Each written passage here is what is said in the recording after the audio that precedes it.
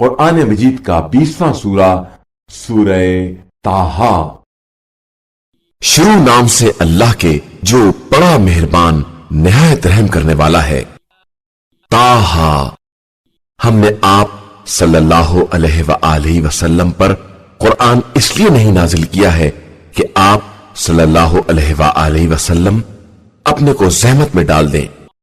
یہ تو ان لوگوں کی یاد دہانی کے لیے ہے جن کے دلوں میں خوف خدا ہے۔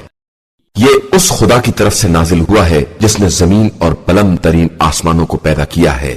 وہ رحمان عرش پر اختیار و اقتدار رکھنے والا ہے۔ اس کے لیے وہ سب کچھ ہے جو آسمانوں میں ہے یا زمین میں ہے یا دونوں کے درمیان ہے اور زمینوں کی تہ میں ہے۔ اگر تم بلند آواز سے بھی بات کرو تو وہ راز سے بھی مخفی تر باتوں کو جاننے والا ہے۔ وہ اللہ ہے جس کے علاوہ کوئی خدا نہیں ہے، اس کے لیے بہترین نام ہے۔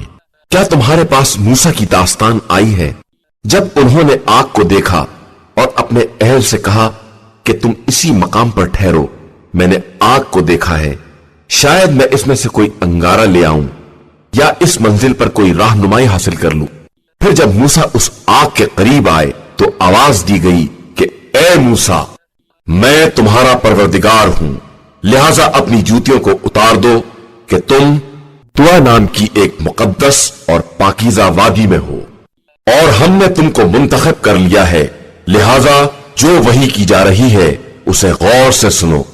میں اللہ ہوں، میرے علاوہ کوئی خدا نہیں ہے، میری عبادت کرو اور میری یاد کے لیے نماز قائم کرو۔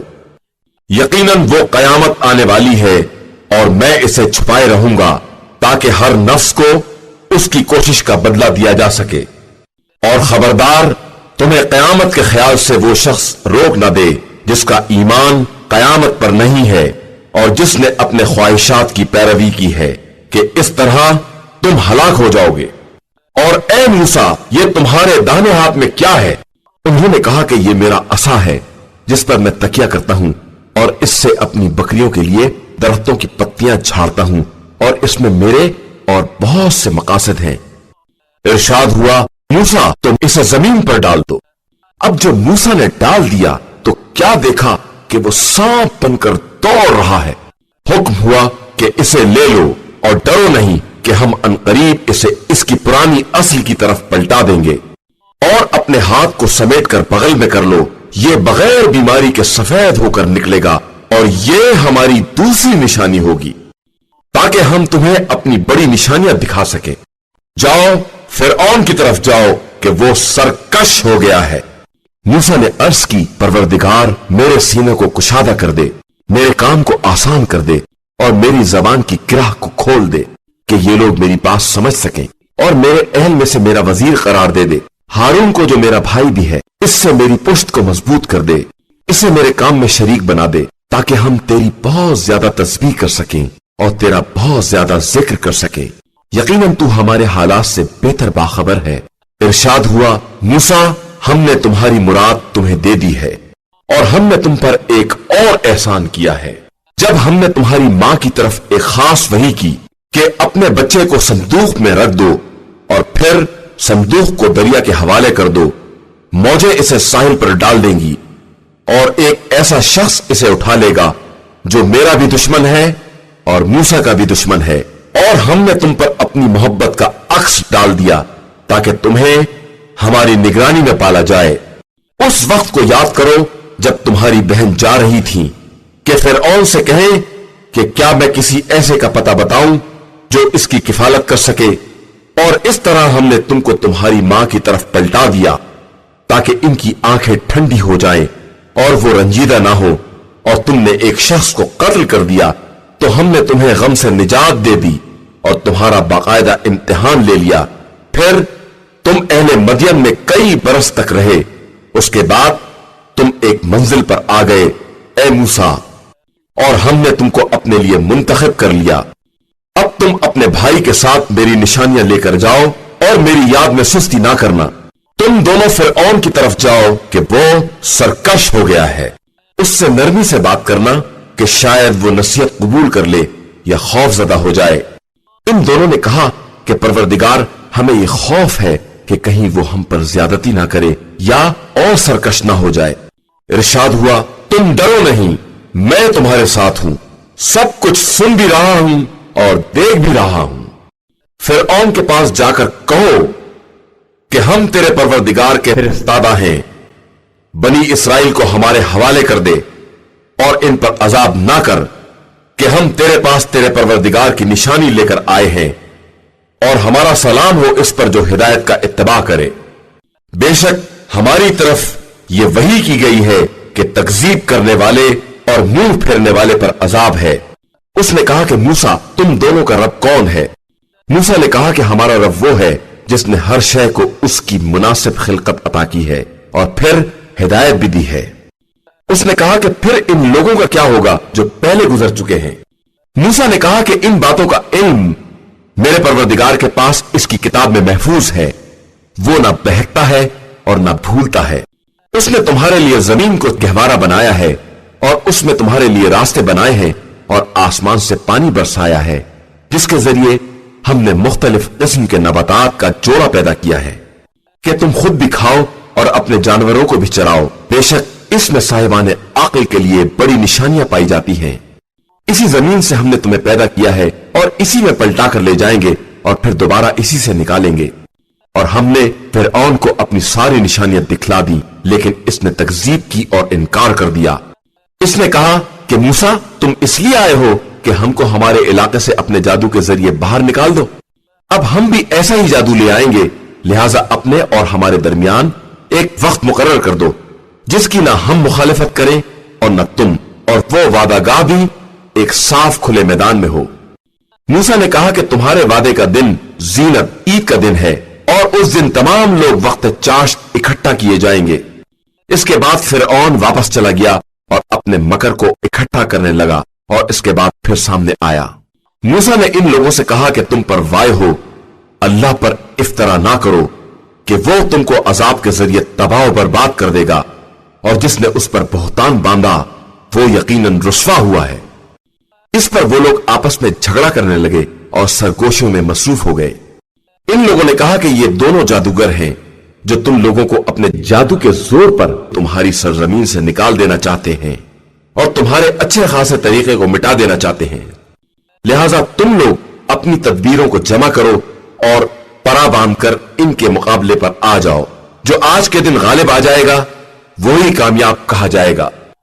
इन लोगों ने कहा कि मूसा, तुम अपने जादू को फेंकोगे या हम लोग पहल करें?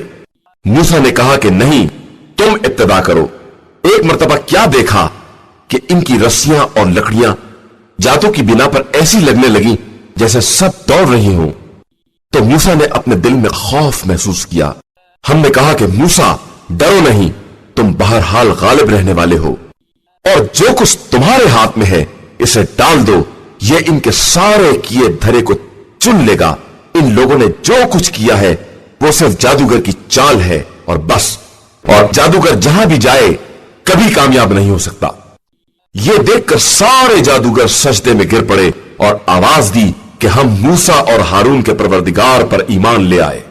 फिरऔन ने कहा कि तुम मेरी इजाजत के बगैर ही ईमान ले आए तो ये तुमसे भी बड़ा जादूगर है जिसने तुम्हें जादू सिखाया है।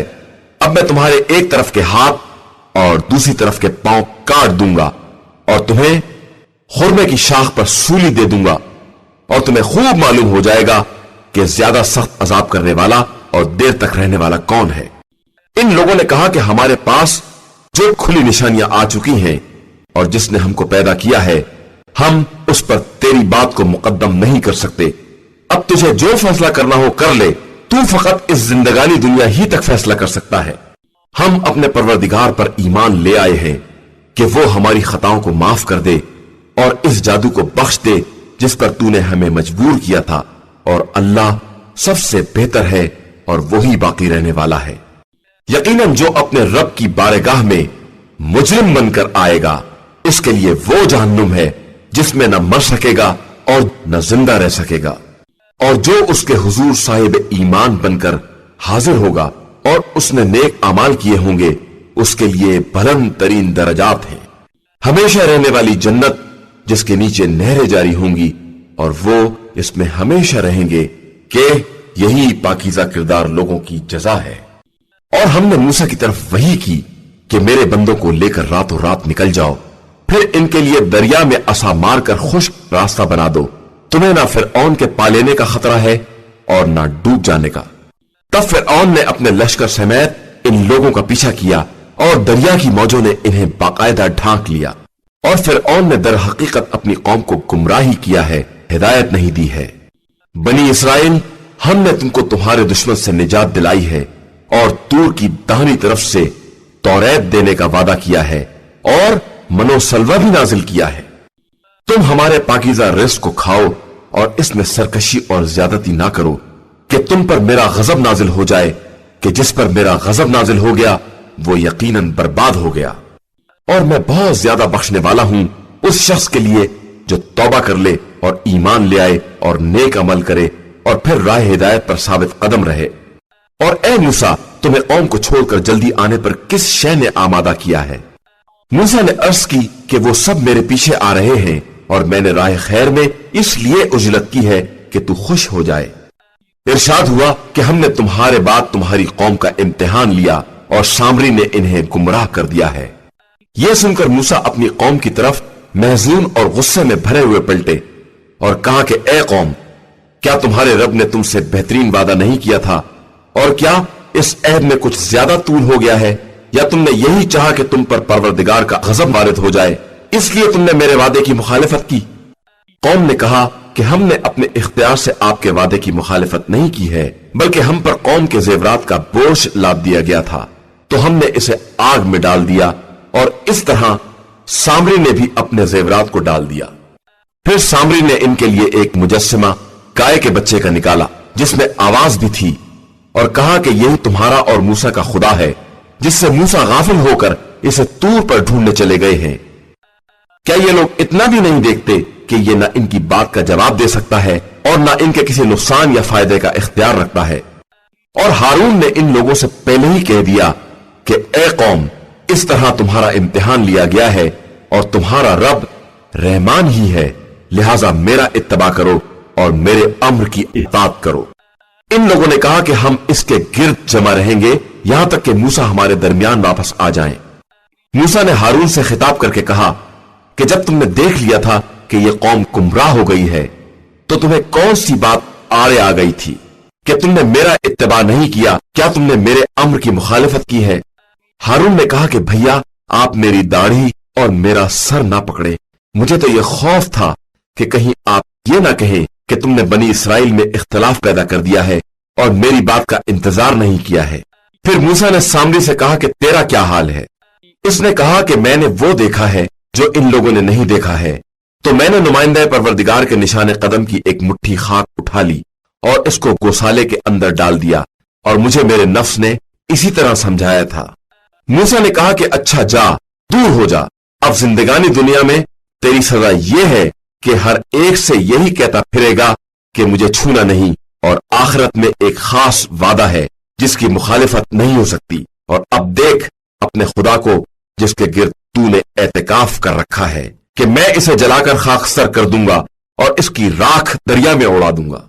यकीनन तुम सब का खुदा सिर्फ अल्लाह है, जिसके अलावा कोई खुदा नहीं है, और वही हर शय का वसी इल्म रखने वाला है।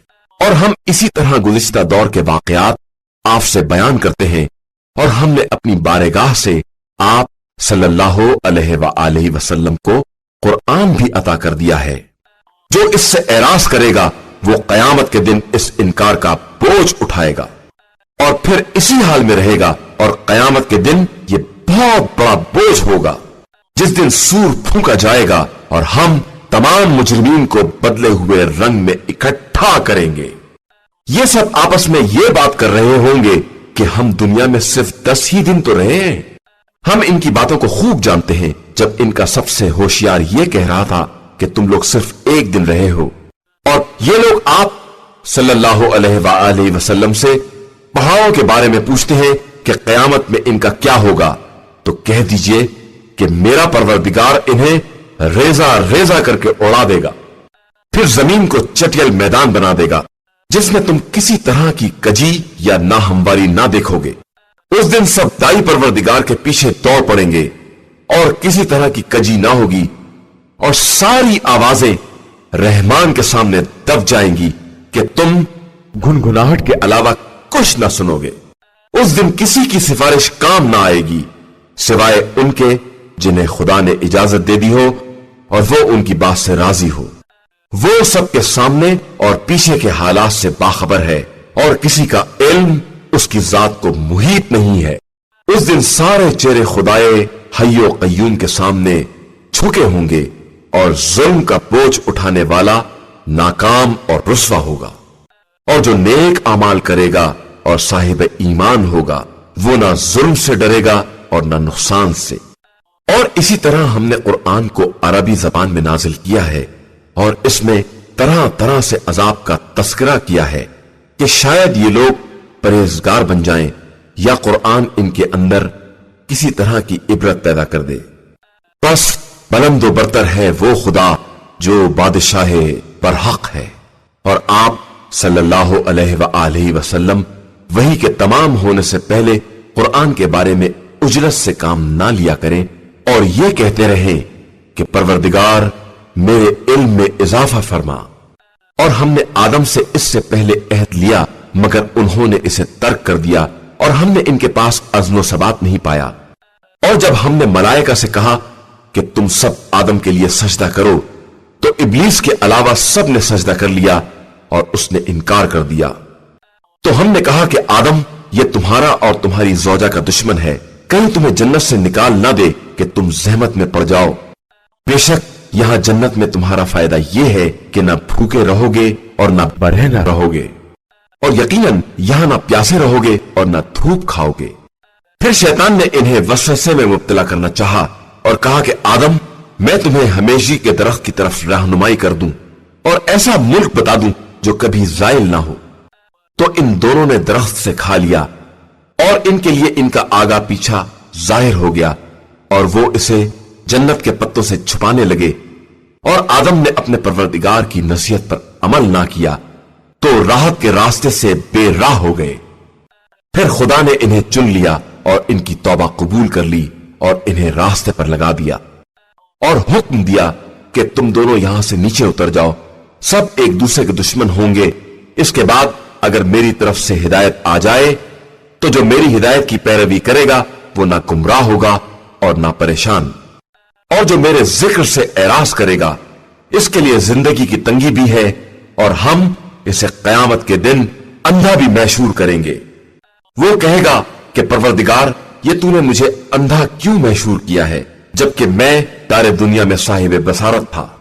ارشاد ہوگا کہ اسی طرح ہماری آیتیں تیرے پاس آئیں اور تو نے انہیں بھلا دیا تو آج تو بھی نظر انداز کر دیا جائے گا۔ اور ہم زیادتی کرنے والے اور اپنے رب کی نشانیوں پر ایمان نہ لانے والوں کو اسی طرح سزا دیتے ہیں، اور آخرت کا عذاب یقیناً سخت ترین اور ہمیشہ باقی رہنے والا ہے۔ کیا انہیں اس بات میں رہنمائی نہیں دی کہ ہم نے ان سے پہلے کتنی نسلوں کو ہلاک کر دیا جو اپنے علاقے میں نہایت اطمینان سے چل پھر رہے تھے؟ بے شک اس میں صاحبان عقل کے لیے بڑی نشانیاں ہیں۔ اور اگر آپ صلی اللہ علیہ وآلہ وسلم کے رب کی طرف سے بات طے نہ ہو چکی ہوتی اور وقت مقرر نہ ہوتا تو عذاب لازمی طور پر آ چکا ہوتا۔ لہذا آپ صلی اللہ علیہ وآلہ وسلم ان کی باتوں پر صبر کریں اور آفتاب نکلنے سے پہلے اور اس کے ڈوبنے کے بعد اپنے رب کی تسبیح کرتے رہیں، اور رات کے اوقات میں اور دن کے اطراف میں بھی تسبیح پروردگار کریں کہ شاید آپ اس طرح راضی اور خوش ہو جائیں۔ اور خبردار ہم نے ان میں سے بعض لوگوں کو جو زندگانی دنیا کی رونق سے مالا مال کر دیا ہے اس کی طرف آپ صلی اللہ علیہ وآلہ وسلم نظر اٹھا کر بھی نہ دیکھیں کہ یہ ان کی آزمائش کا ذریعہ ہے، اور آپ صلی اللہ علیہ وآلہ وسلم کے پروردگار کا رزق اس سے کہیں زیادہ بہتر اور پائیدار ہے۔ اور اپنے اہل کو نماز کا حکم دیں اور اس پر صبر کریں۔ ہم آپ صلی اللہ علیہ وآلہ وسلم سے رزق کے طلبگار نہیں ہیں، ہم تو خود ہی رزق دیتے ہیں، اور عاقبت صرف صاحبان تقوی کے لیے ہے۔ اور یہ لوگ کہتے ہیں کہ یہ اپنے رب کی طرف سے کوئی نشانی کیوں نہیں لاتے ہیں؟ تو کیا ان کے پاس اگلی کتابوں کی گواہی نہیں آئی ہے؟ اور اگر ہم نے رسول سے پہلے انہیں عذاب کر کے ہلاک کر دیا ہوتا تو یہ کہتے پروردگار تو نے ہماری طرف رسول کیوں نہیں بھیجا کہ ہم ذلیل اور رسوا ہونے سے پہلے ہی تیری نشانیوں کا اتباع کر لیتے۔ آپ صلی اللہ علیہ وآلہ وسلم کہہ دیجئے کہ سب اپنے اپنے وقت کا انتظار کر رہے ہیں، تم بھی انتظار کرو، ان قریب معلوم ہو جائے گا کہ کون لوگ سیدھے راستے پر چلنے والے اور ہدایت یافتہ ہیں۔